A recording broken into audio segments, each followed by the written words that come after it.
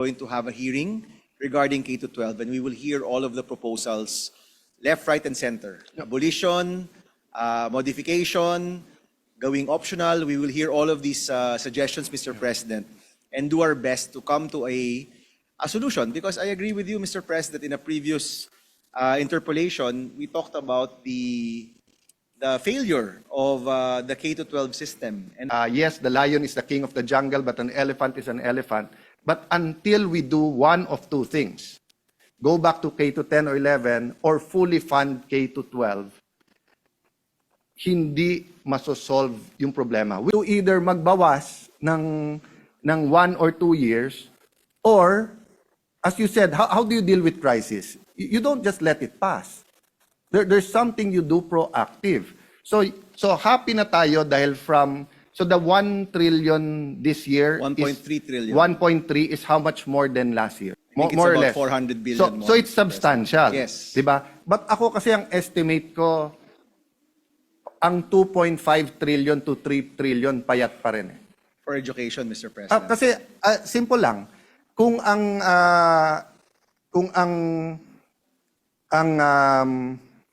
Philippines high school is 3 times to 4 times yung per capita. Of course, there are other factors. They're the best of the best. Example lang, you get the best. But assuming, I agree with you, hindi pera lahat ng solusyon. But assuming that's the major factor. So if Philippine science is spending times 3, times 3 mo lang yung last year's budget ng 900, that's 2.7. Diba? But as you said, even if you give the 2.7 this year, let's say bibili ka pa ng lupa, itatayo mo pa. Even if we buy the equipment, it-retrain mo pa yung teachers. But ang sinasabi ko lang, Senator Bam, I'm a little bit older than you. Diba? Picking up this issue with urgency, an important issue that's very important to us.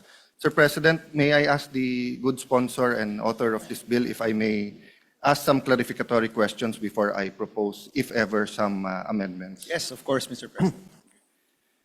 Well, Mr. President, my good friend, Senator Bam, this is an issue very close to me. When I was elected as Congressman of Taguig Pateros in 1998, ang aming shifting was 6 to 10, 10 to 2, 2 to 6. Tatlong shift. At that time, umabot ng 60. I think may classroom pa na almost 70. Yeah. No? So yung shifting wasn't even 40 per classroom. And maraming schools, walang tubig yung banyo. So nagkaka-UTI yung ibang teachers. Because of rapid urbanization, yung dating may basketball court, may plaza, may volleyball court, may I don't know if some schools had katulad sa private school na may mga dance studio, di ba? Or hindi pa masyado naman yung computerization noon. So I remember my campaign was I was telling parents, kahit maputikan ang paa ng mga anak natin, pwedeng hugasan yung paa. Pero kapag hindi na nakapag-aral, lalo kung maaga nag-asawa, mahirap bumalik sa school. Kakunti pa yung back-to-school programs noon. It's funny kasi nga, hugas pa kasi flood control din ang problema noon, putik. In Lower Taguig kasi doon, it used to be flooded very much. No?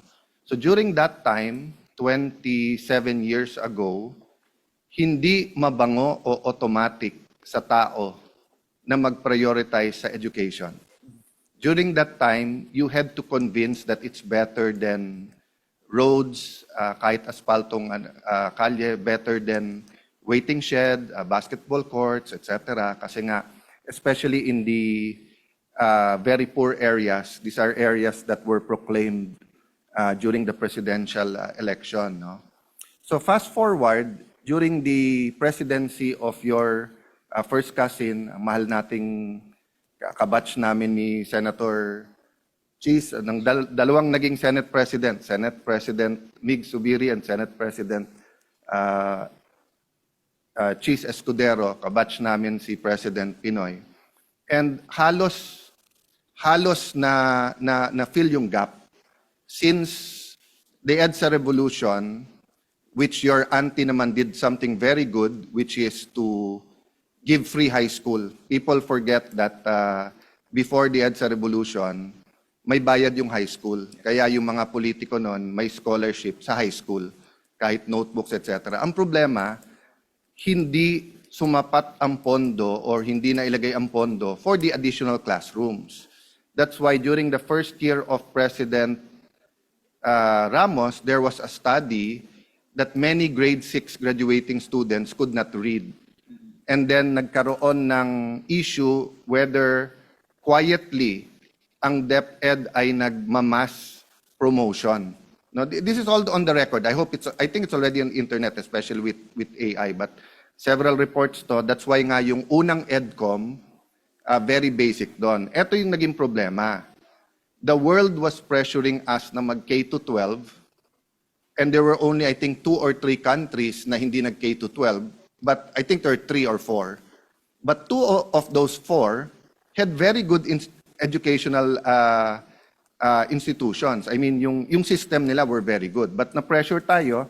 I remember Senator Ralph Recto, who's executive secretary now, was saying, you need 250 billion a year from government, but 250 billion from yung bulsa ng parents to add kindergarten and the 2 grades. Okay.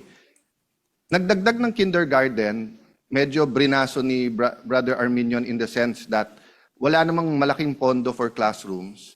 Nagkagulo. So the DepEd, the mayors, the regional directors had to find classrooms. Pero since half day, nagawa.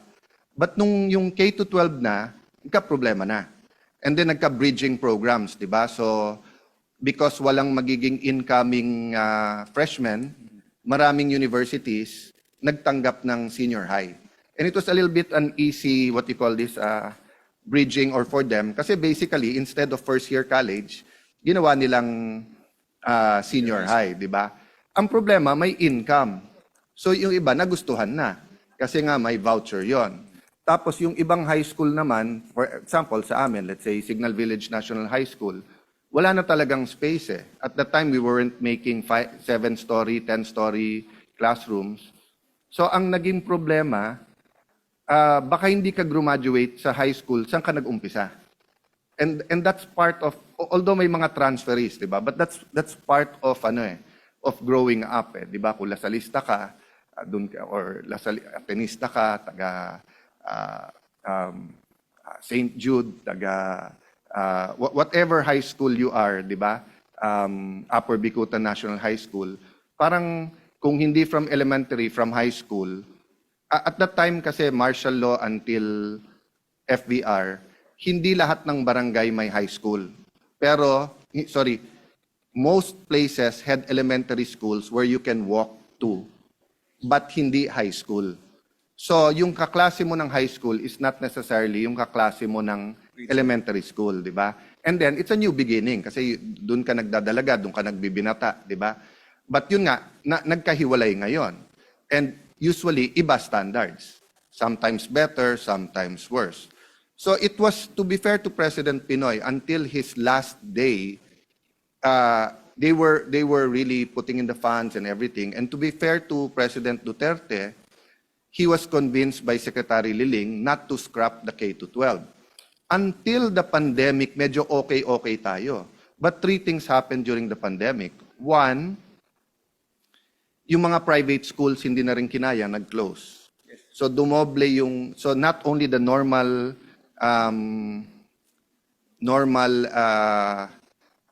population growth, di ba? But also yung from public, lumipat from private to public. That's why in Taguig, dinagdagan pa namin yung voucher para hindi mag-close down yung mga private. Kasi problema din natin. Some people will say, anong pakialam natin sa private? Private yun. Hindi.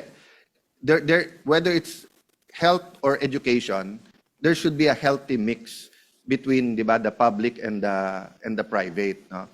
So, and I'm not talking about the La Salles and Ateneos and San Agustin's and St. Jude's. I'm talking about big and small schools, from Christian schools, yung parochial schools. Yes. Parochial schools of the Catholic Church also give very good education, pero tinamaan din sila kasi kahit papaano may konting gastos yon, completely libre sa high school. Okay. The second thing that happened is that, of course, na-realize din nila kasi nga nung nagkaroon ng internet learning, maraming rural areas, wala namang internet, wala namang gadget yung mga bata.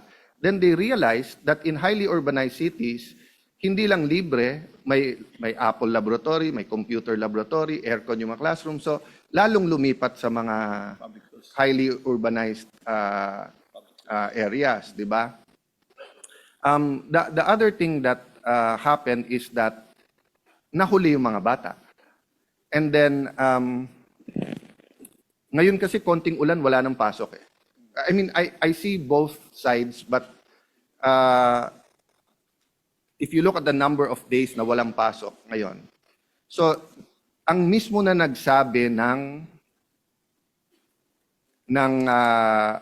statistics na to ay ang EDCOM, and I don't think anyone disputed it. Yung dapat 12.9 years of education sa K-12, ang actual lang is 7.5. So, forma over substance. So we're telling the world, trust the Philippine education because we have 13 years of education. But actually, in reality, it's only 7.5 years. Para lang tayong private school na grade 7 plus 0.5. Para tayong hanggang first year high school lang. No? So that's why I laud your bill. But ang question ko, one step backward. If we were discussing now the state of education and not just classroom, that's my first question. Hindi ba ang tunay na solusyon ay tignan yung K-12? Mr. President, kasama yan. If you remember, on our first week, my privilege speech, there was a 7-point agenda to address our education crisis, including classrooms, nutrition, and of course, stuntedness is one of your main advocacies, Mr. President. We talked about internet connection, support for our teachers, employability, and the curriculum, and K-12. And I committed to Senator Estrada that when we get back in January, we're going to have a hearing regarding K-12, and we will hear all of the proposals, left, right, and center. Abolition, modification, going optional. We will hear all of these suggestions, Mr. President, and do our best to come to a solution. Because I agree with you, Mr. President, in a previous interpolation, we talked about the failure of the K-12 system and how our grade 12 graduates are still not employable. Yun po kasi yung pinakapangako ng K-12. Pag graduate ka ng grade 12, di mo kailangan magkolehiyo, pwede ka na magtrabaho. And the employability of our grade 12 graduates, unfortunately, is really low. Napakababa po. So, I think we all agree there are problems in the grade 11, grade 12 system. We need to address them. And the proper hearing, Mr. President, and with the Committee on Basic Education, and with EDCOM, which you are also a member, I think we'll be able to come to a better solution po going into next year. I appreciate the gentleman's effort, and I know you're coming in from a break. You weren't in the Senate for a couple of years. But I will disagree with you that we're addressing the problem. Because from my point of view, we're evading the problem. There are only two solutions to this. Pondohan ng tama or tanggalan ng 1 or 2 years.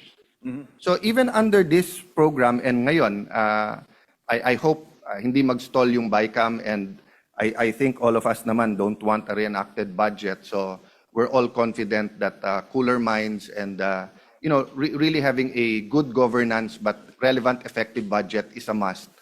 But even with the 2026 budget, and even with this law, assuming everyone follows this, and even if LGUs realign their funds for this, the soonest na may mararamdaman tayo is 2 to 3 years from now. And mararamdaman pa lang yon. So kumbaga sa lagnat na 40 o 39, bababa lang yan ng 38.5. Hindi mawawala yung lagnat, no? So the most immediate is simple. Pondohan natin ng tama yung K-12 or tanggalan natin ng 1 or 2 years, di ba? So I remember I went up to you once and said na, bro, habang hindi natin to dinidesisyonan, it's like a dike. Tama ka, pagdating na Bam Aquino, ang daming tulo nung dike. Pero ang ginagawa natin, law after law, nagdadagdag lang tayo ng daliri para ilagay doon sa mga butas. ng dike, di ba? Pero wala talagang ang solusyon talaga, either yung panggastos para walang tulo yung dike, or bawasan ng tubig yung dike para hindi mag-overflow. No? Yes. So I understand this is better than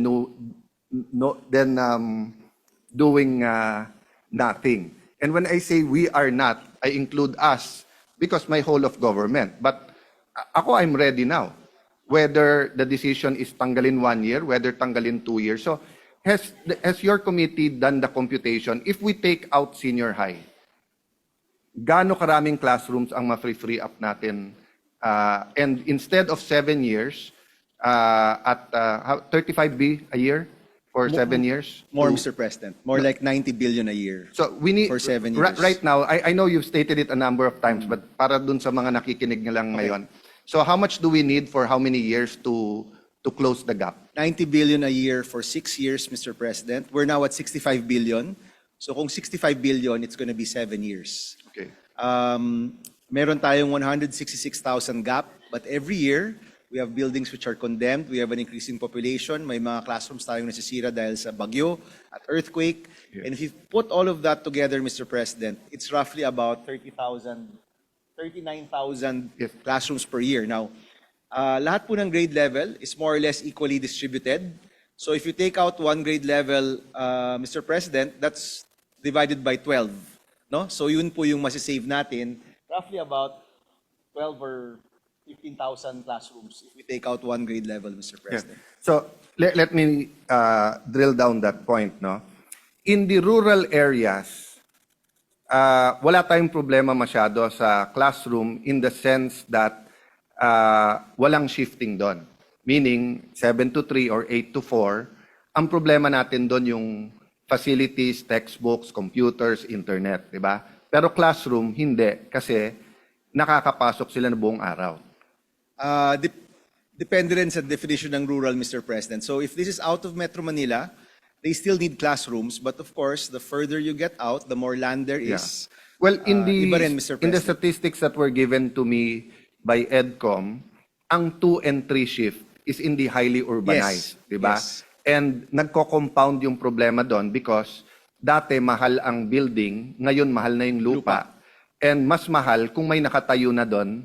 And then may konting problema sa expropriating.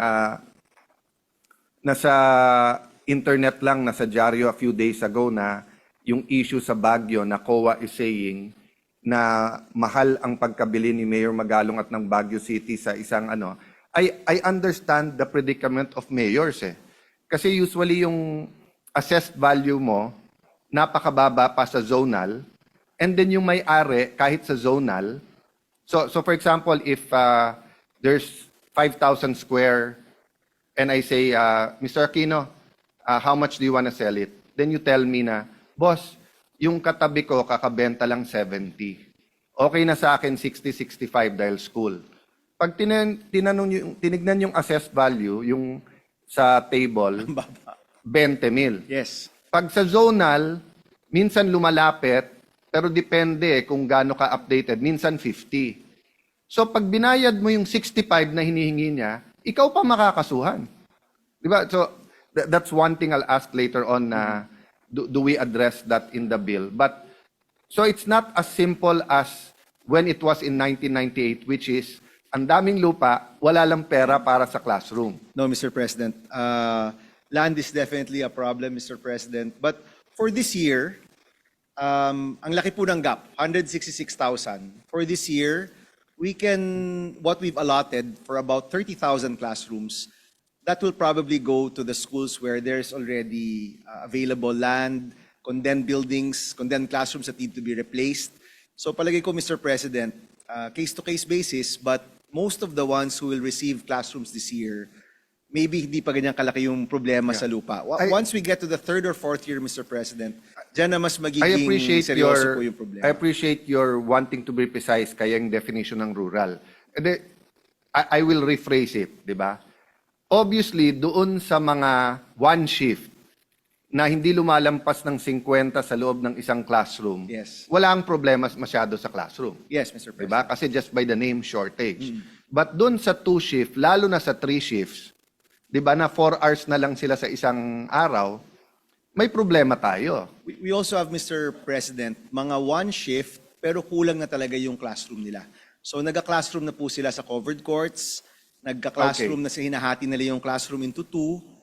There was one area, Mr. President, na napuntahan ko sa Quezon, sa gitna ng dalawang building, nilagyan nila ng bubong, ginawa nilang classroom. So that's why I qualified it na walang shift or one shift pero hindi lumalampas ng 50 sa isang classroom, di ba? Kasi Yes. pag lumampas na, yung sinabi mo, hinahati, Yes, nasa Mr. labas and everything. Okay.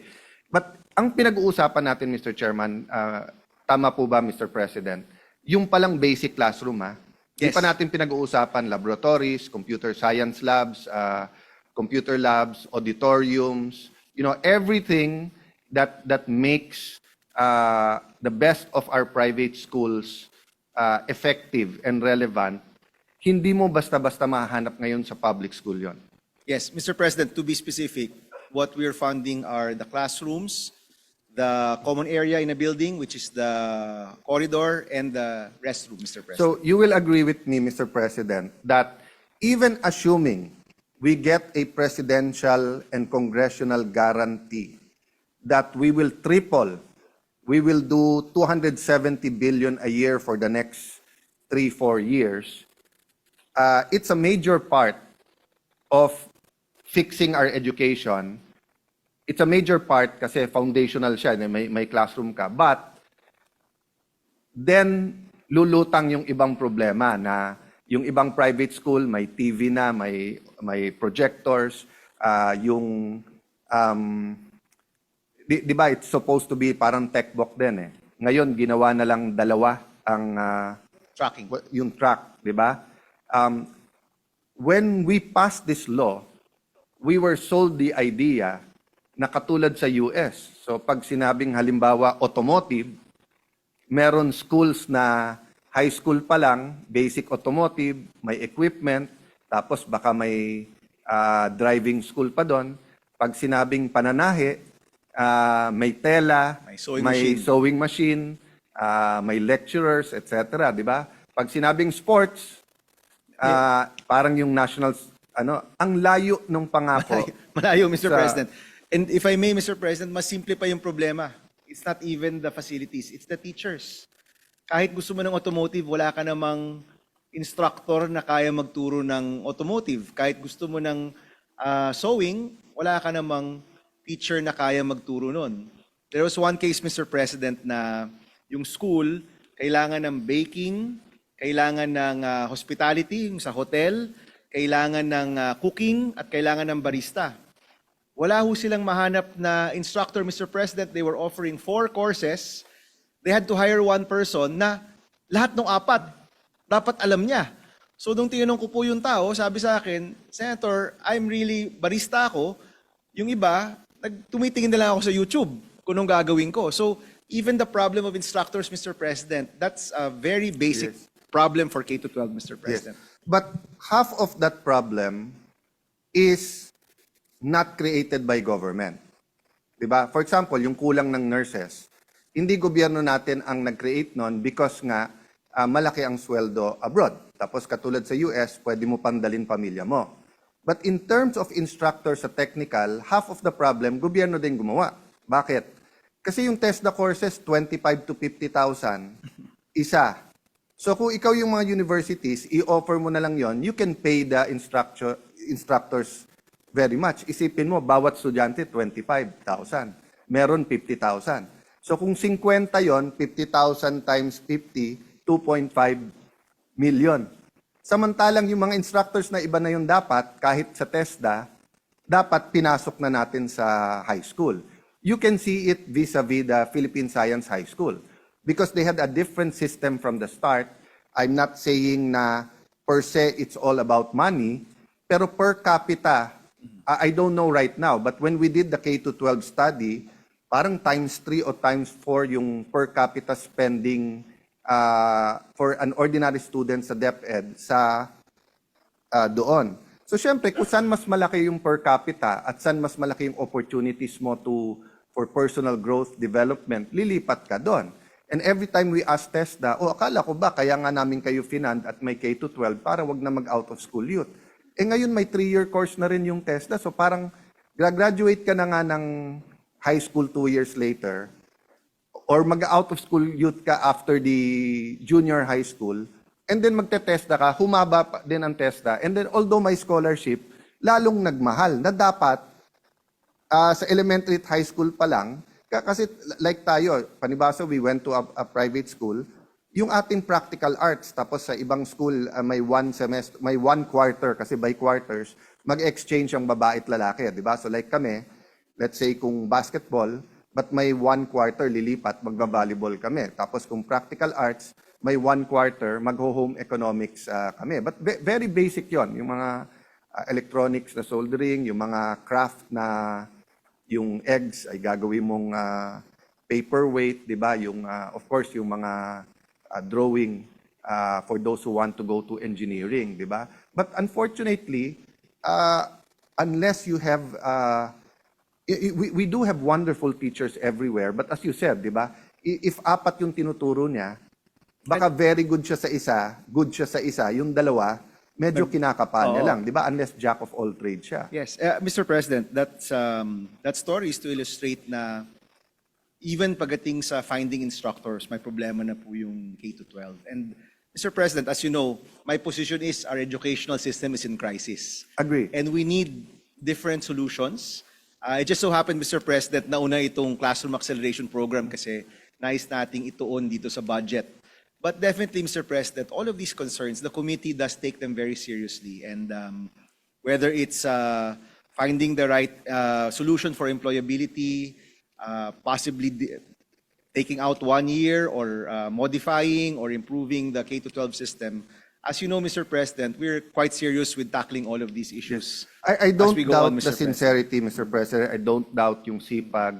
I don't doubt the research work. And you will be here, God willing, until 2031. Yes, Mr. President. And then allowed a re-election. I don't know where I will be after 2028. But assuming, for the sake of argument, this passes, assuming nga from 65, gawin pa nating 90, ang problema, 3 years from now, pag nagawa yung buildings, di ba, ang sagot pa rin ng gobyerno, hindi pa rin natin kaya.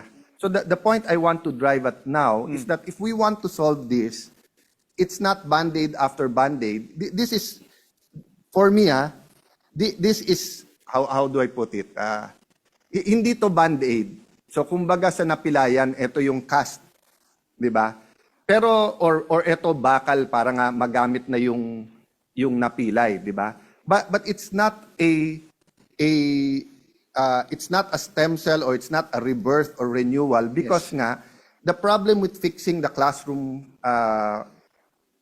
problem without fixing the private sector, yung pera ng ating mga yung income ng ating mga mahihirap, and then kung hindi natin sasabayan ng mga instructors at saka facilities, we're setting ourselves up for bigger expectation and then mag-fail din.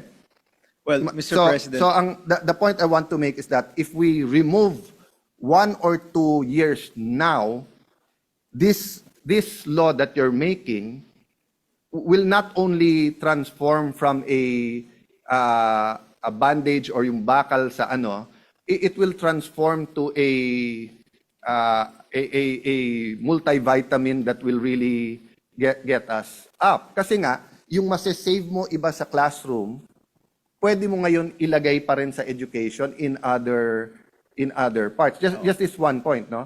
So, you've been following it. Magkano na ngayon kung today mapapasa ang budget, 1 trillion something ang budget ng education? 1.3 including tertiary, 1.38. In an ideal situation, anong estimate natin dapat budget ng K-12 to be fully functional talaga?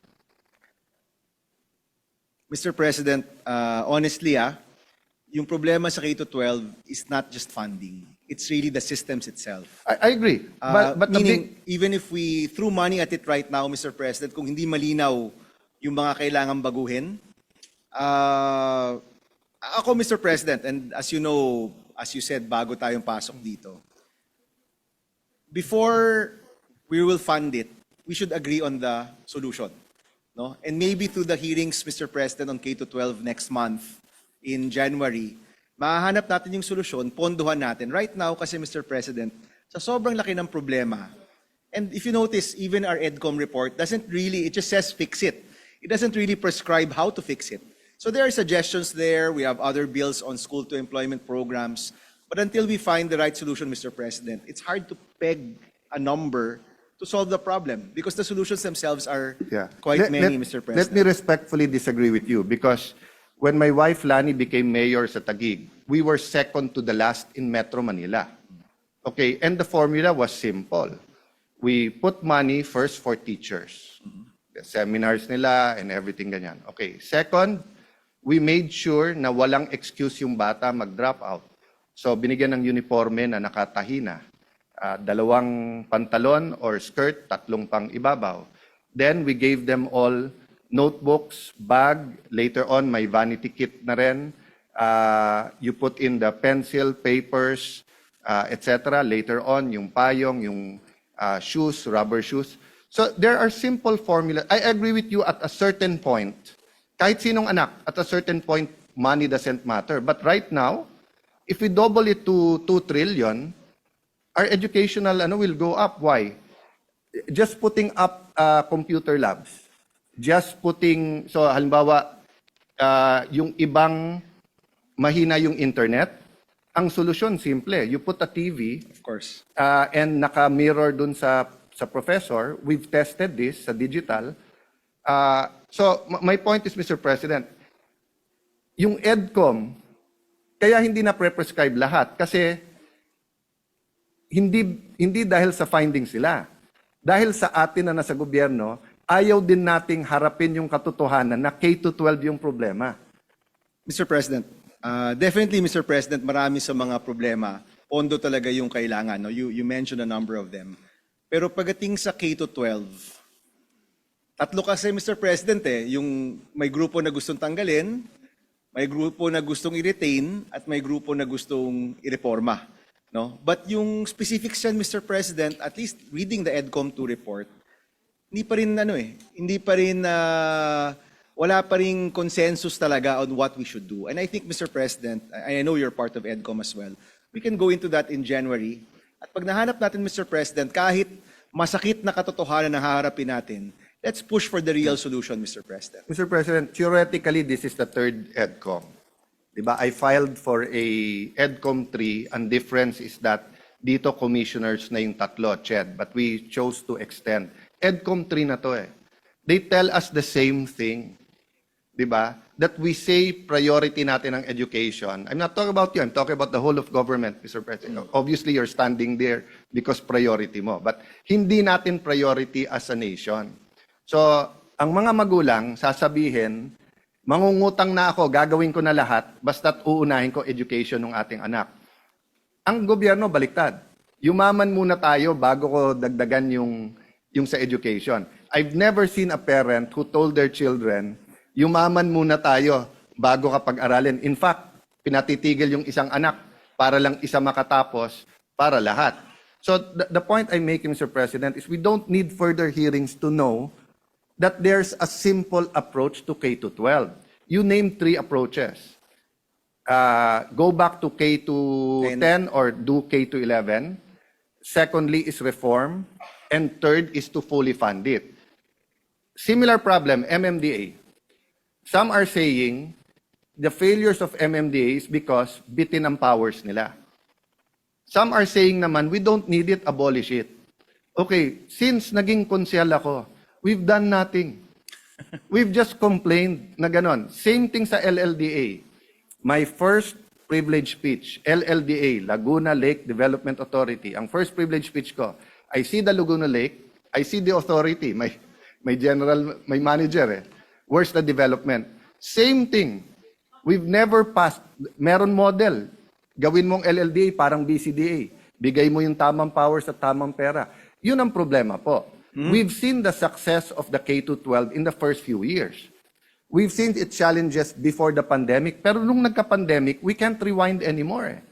So ang choice lang talaga natin ngayon is to either magbawas ng 1 or 2 years, or, as you said, how do you deal with crisis? You don't just let it pass. There's something you do proactive. So happy na tayo dahil so the 1 trillion this year 1.3 trillion. 1.3 is how much more than last year? 400 billion more. I think it's More or about less. 400 billion So, more. so it's substantial. Yes. Diba? But ako kasi ang estimate ko, ang 2.5 trillion to 3 trillion payat pa rin eh. For education, Mr. President. Kasi simple lang, kung ang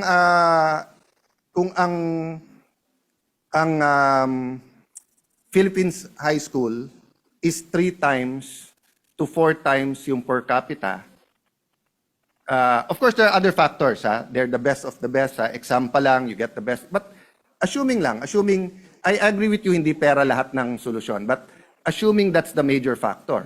So if Philippine science is spending times 3, times 3 mo lang yung last year's budget ng 900, that's 2.7. Diba? But as you said, even if you give the 2.7 this year, let's say bibili ka pa ng lupa, itatayo mo pa. Even if we buy the equipment, itre-train mo pa yung teachers. But ang sinasabi ko lang, Senator Bam, I'm a little bit older than you. Diba? Senator Enrile passed away this year. I could not really imagine, isipin niyo po tayo, we went through 1 pandemic in our life, siya dalawa.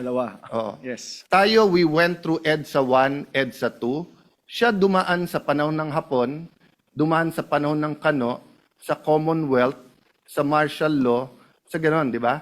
But, and I know him enough, kasi I grew up na mentor siya ng dad ko, at I could go to his office. But I really don't know in his heart what have been sadness.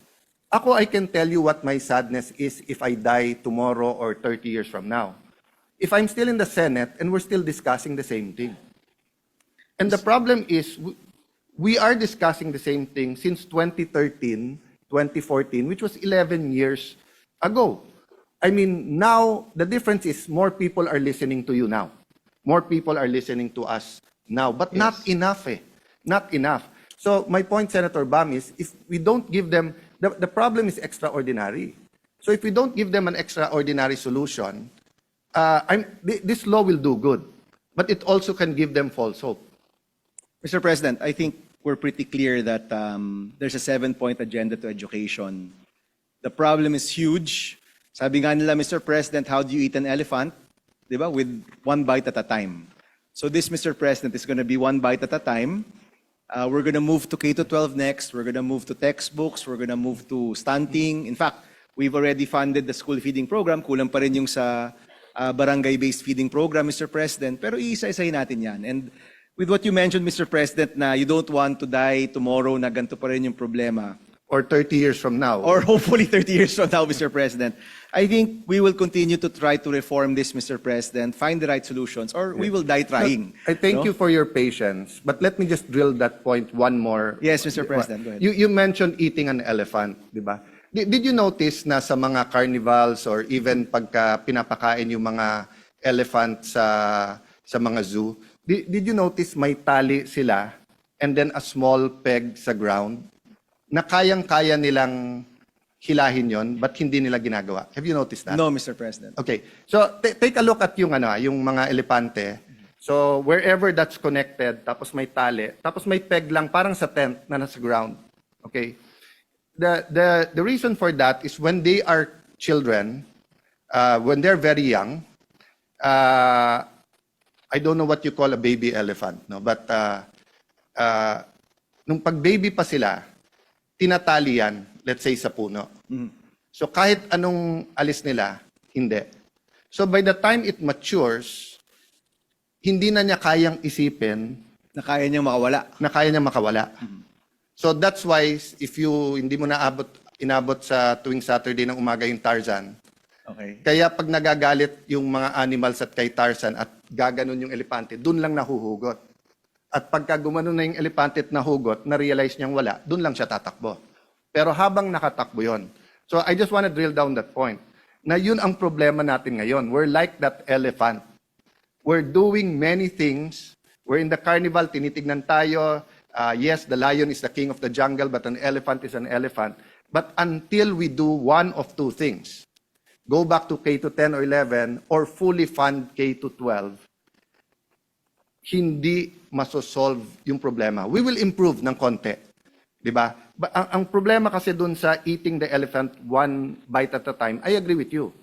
But the problem is, katulad nito, for the next 3-4 years, kung ano man baba na ang baksak ng grade natin sa educational system, you'll have one generation or one 10-year gap na ganun yung aabutin ng mga Yes.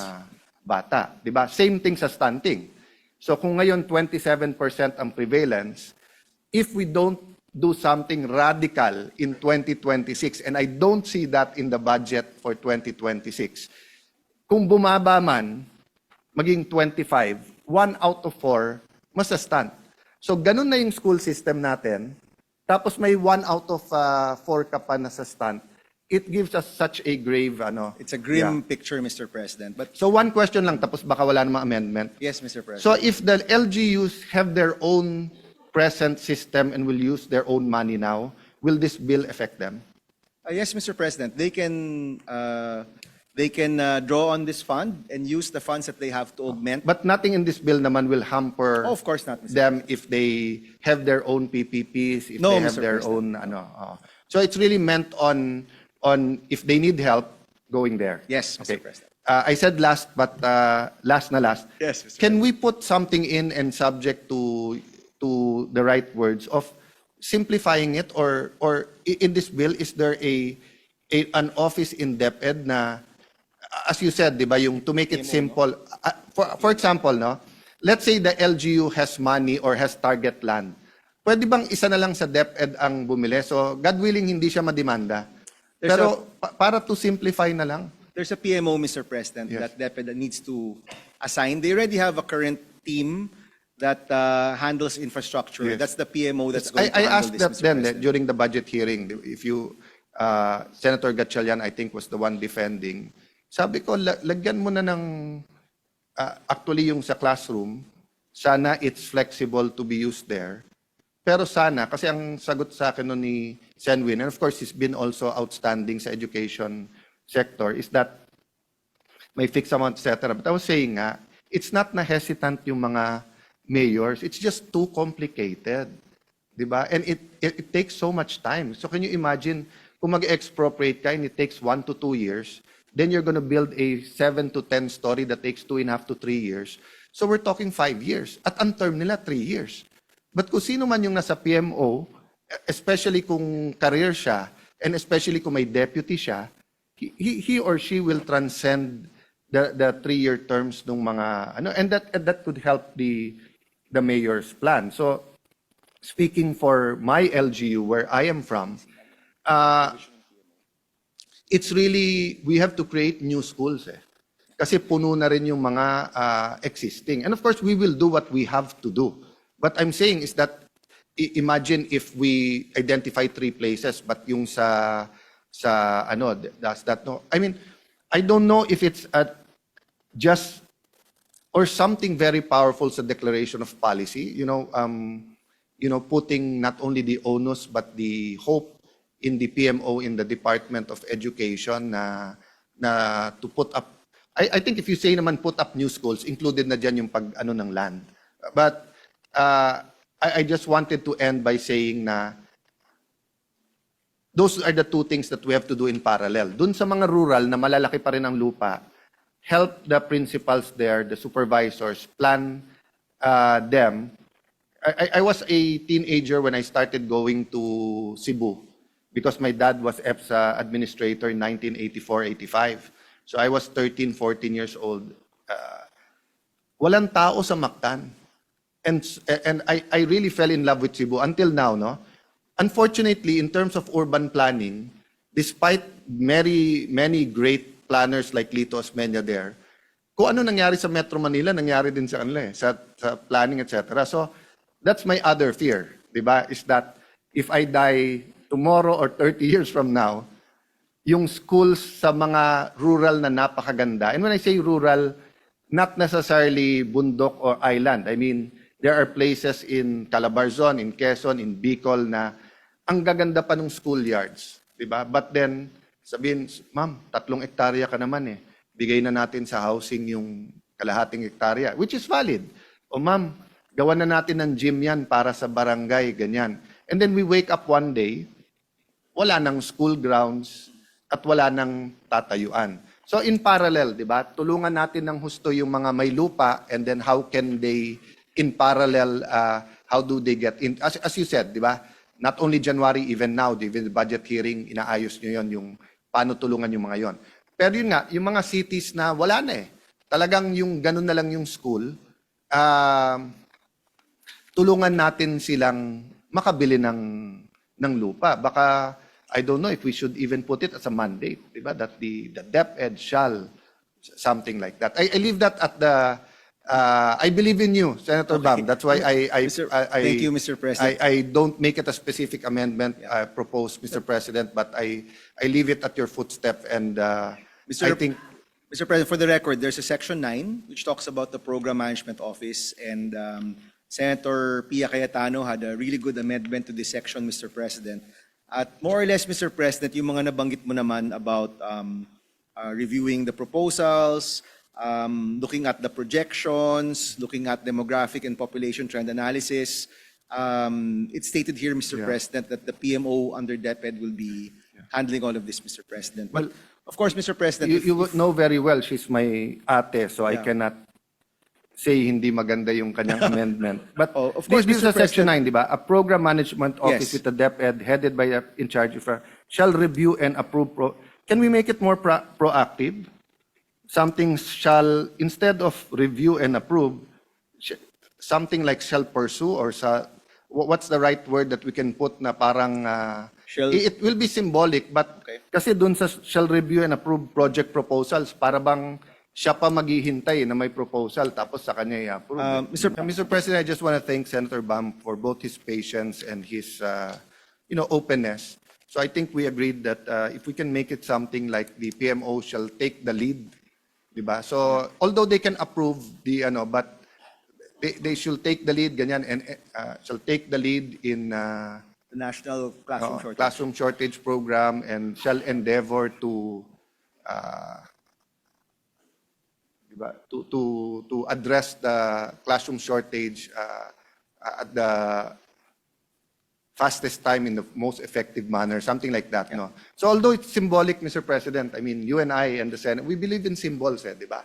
So that mandate would give him the, kumbaga yan yung rarara niya to get things done. Thank you, Mr. Thank you, Mr. President. Chairman, Maraming thank salamat. you, and congratulations in advance So- for this That's a proposed amendment acceptable to the sponsor, subject to style. subject to style. I can read it into the record, Mr. President, Yes, so we please- can go please for a do that. second reading today. On page 4, line 22, after the word shall, we insert take the lead in addressing the national classroom first word? shortage. Ano first word? Take the lead. So the line, Mr. President, reads as such: a program management office within the DepEd Central Office, headed by the DepEd official in charge of infrastructure, shall take the lead in addressing the national classroom shortage, period. The office shall, and then we continue with review and approve project proposals, Mr. President.